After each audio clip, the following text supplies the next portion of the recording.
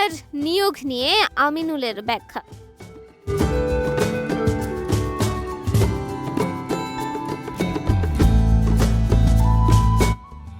Bangladesh cricket board সবশেষে board সভায় 3 জন উপদেষ্টাকে নিয়োগ দিয়েছে, কিন্তু উপদেষ্টা নিয়োগের প্রক্রিয়া মানা হয়নি বিসিবির গঠনতন্ত্র অনুসারে।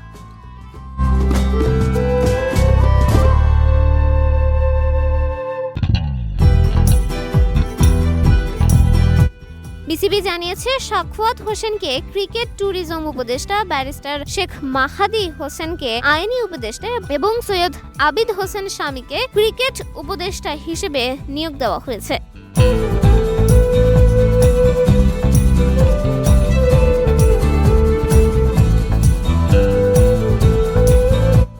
বিসিবির গঠনতন্ত্র অনুসারে সভাপতি সর্বোচ্চ 5 সদস্যের একটি উপদেষ্টা কমিটি গঠন করতে পারেন, কিন্তু উপদেষ্টা হতে হবে দেশের খ্যাতনামা ক্রিকেটার, প্রখ্যাত ক্রিকেট সংগঠকদেরকেও।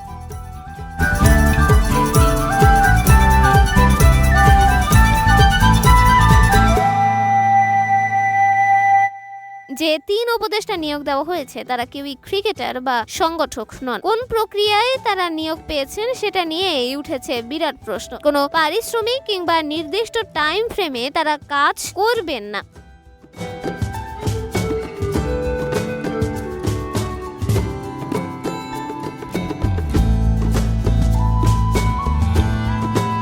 তারপরও তাদের নিয়োগ যথাযথ প্রক্রিয়ায় হয়নি। বিসিবির সভাপতি আমিনুল ইসলাম বুলবুল ধারণা দিলেন তাদের নিয়োগ গঠনতন্ত্র অনুযায়ী অ্যাডজাস্ট করবেন তিনি।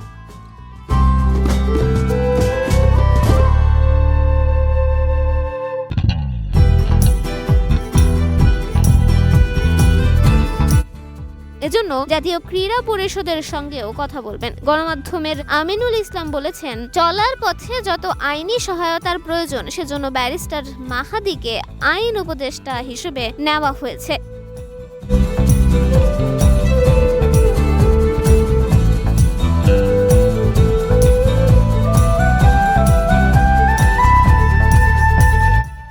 ক্রিকেটের মানুষ হওয়াতে আইনগত অনেক কিছুই জানা নেই। উনার পরামর্শে আইনের বিষয়গুলো সামলাবে বিসিবি।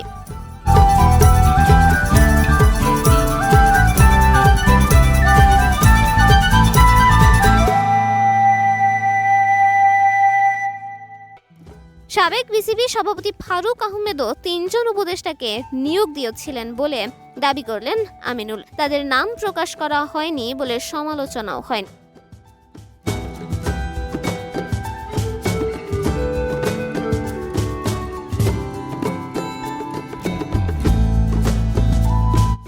আমিনুলের দাবি, আইন উপদেষ্টা বাদে বাকি 2 জনের পরামর্শ বোর্ড চাইলে গ্রহণ করবে, নয়তো তারা কেউই নিজের ইচ্ছাতে বোর্ডকে কোনো পরামর্শ দেবেন না।